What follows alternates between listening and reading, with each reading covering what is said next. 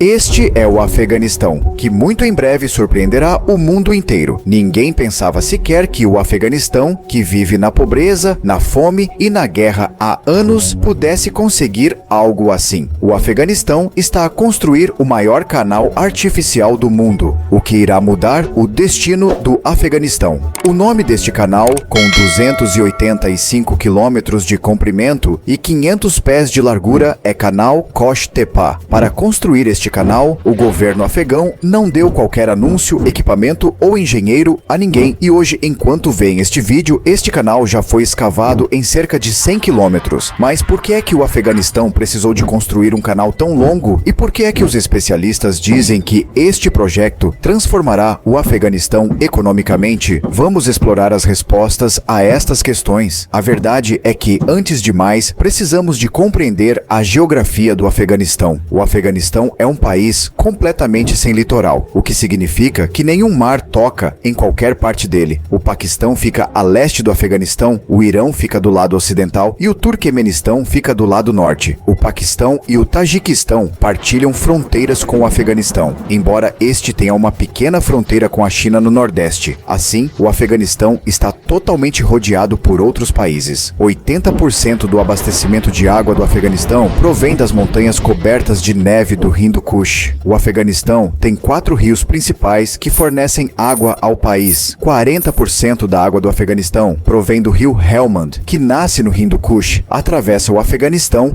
e depois se ramifica na fronteira Irão-Afeganistão. Este rio tornou-se recentemente um ponto de tensão política entre o Irão e o Afeganistão, uma vez que o Afeganistão está a construir nele uma barragem que o Irão afirma que terá um enorme impacto na área circundante. Depois surge o segundo rio, Amu Darya, também conhecido como Rio Oxus em inglês. O rio Oxus é o maior rio da Ásia Central. Começa na Cordilheira Pamir, entre o norte do Paquistão e a Ásia Central. Flui ao longo da fronteira Afeganistão-Tajiquistão, entra no Turquemenistão, passa pelo Uzbequistão e finalmente deságua no Mar de Aral. Este rio é crucial para o canal Kosh-Tepa, que abordaremos mais à frente neste vídeo. Além disso, os outros rios que fornecem água ao Afeganistão são o rio Kabul, o Harihud e o rio Panj. O Afeganistão é um dos poucos países do mundo onde 70% da terra está coberta por montanhas. A parte sul do Afeganistão consiste em desertos ao longo das fronteiras do Irão e do Paquistão, particularmente nas zonas abaixo de Kandahar. Ora, se falarmos da população, o Afeganistão tem muitas divisões étnicas. 42% da população é constituída por Pashtuns, 27% são Tadiques, 9% são Hazaras, 9% são Uzbeques e o restante inclui turcomanos, baluches e outros.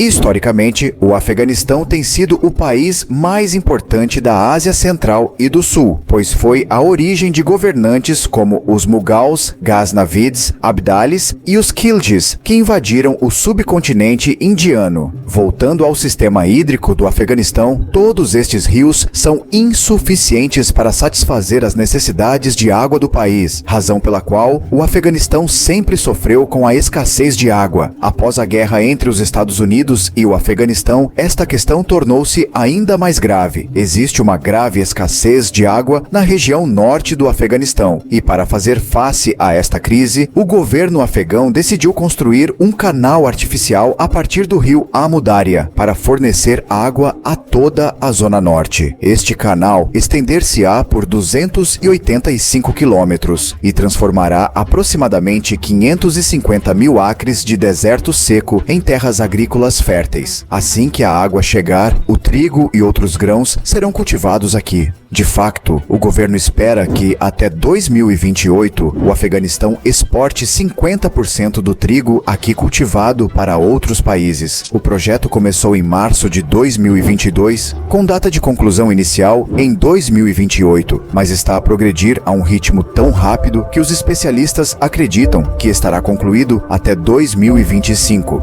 O projeto está a ser executado de forma tão eficiente que até os engenheiros ocidentais ficam impressionados. A construção do canal foi dividida em 3 fases. As 2 primeiras fases envolvem escavações ao longo de todo o percurso. Até agora, foram escavados 100 quilômetros do canal. Foram contratados 200 empreiteiros locais para os trabalhos de escavação e cerca de 7.000 caminhões e escavadoras estão envolvidos no processo. Toda a operação está a ser gerida com uma precisão incrível. Caminhões e escavadoras alinham-se sistematicamente. A escavadora carrega o solo para o caminhão e assim que o engenheiro supervisor dá a aprovação, o caminhão transporta o solo até as margens do canal. Esta abordagem elimina a necessidade de limites de betão, uma vez que o solo cria aterros naturais, poupando custos. Uma grande vantagem de não utilizar paredes de betão é que a irrigação será possível em ambos os lados do canal. O governo afegão já começou a plantar legumes e outras culturas ao longo da fronteira do canal. Assim que a escavação estiver concluída, serão utilizadas bombas de água para distribuir água às explorações agrícolas num raio de 5 quilômetros.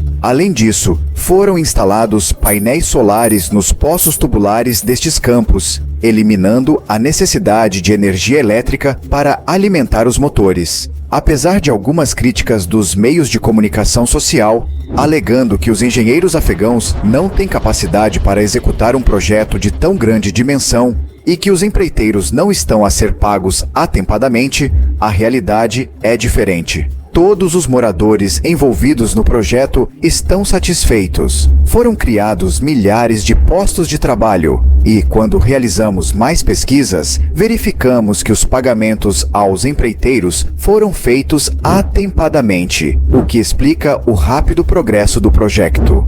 Os residentes das províncias de Jozjan e Balkh estão especialmente felizes, pois o canal trará água para suas regiões, permitindo-lhes cultivar alimentos e ganhar a vida. No entanto, o projeto encontrou um problema. O Turquemenistão e o Uzbequistão levantaram preocupações sobre o impacto do canal no rio Amu Daria. Ambos os países afirmam que o canal vai reduzir o abastecimento de água em 50%. O governo afegão está atualmente em negociações com estes países. O governo talibã está a tentar convencê-los de que, de acordo com o Acordo de Almaty de 1992, o Afeganistão também tem direito à água do rio. Defendem que se o Turquemenistão pode construir o canal Karakum no mesmo rio para irrigação, por que é que o Afeganistão não pode fazer o mesmo? O canal Karakum, construído pelo Turquemenistão em 1988, transformou o deserto de Karakum em férteis terras agrícolas. O Afeganistão pretende alcançar resultados semelhantes. É importante referir que o Turquemenistão e o Uzbequistão são parceiros cruciais para o Afeganistão. Cerca de 80% do fornecimento de eletricidade ao Afeganistão provém destes 2 países e uma parte significativa das exportações afegãs passa por eles para chegar aos mercados europeus, incluindo a Alemanha, os Países Baixos, a Bélgica e a Áustria. Por conseguinte, o Afeganistão terá provavelmente de negociar outros termos com estes países em troca da construção do canal. Independentemente da forma como estas questões políticas forem resolvidas, o canal Kosh-Tepa trará enormes benefícios econômicos ao Afeganistão. O país já não necessitará de ajuda alimentar de outras nações e a fome poderá ser erradicada em apenas alguns anos. O Afeganistão tornar-se-á autossuficiente na produção de alimentos. Para uma nação que esteve mergulhada na guerra durante os últimos 40 anos, este projeto representa um novo começo. Esperamos que o Afeganistão possa agora concentrar-se no desenvolvimento econômico. O povo afegão, que sofreu durante décadas, merece alguma paz e prosperidade. Estas são as fontes que consultamos para este vídeo. Subscreva este canal para receber notificações de vídeos futuros. Partilhe as suas ideias nos comentários abaixo. Vemo-nos no próximo vídeo com outro tema interessante.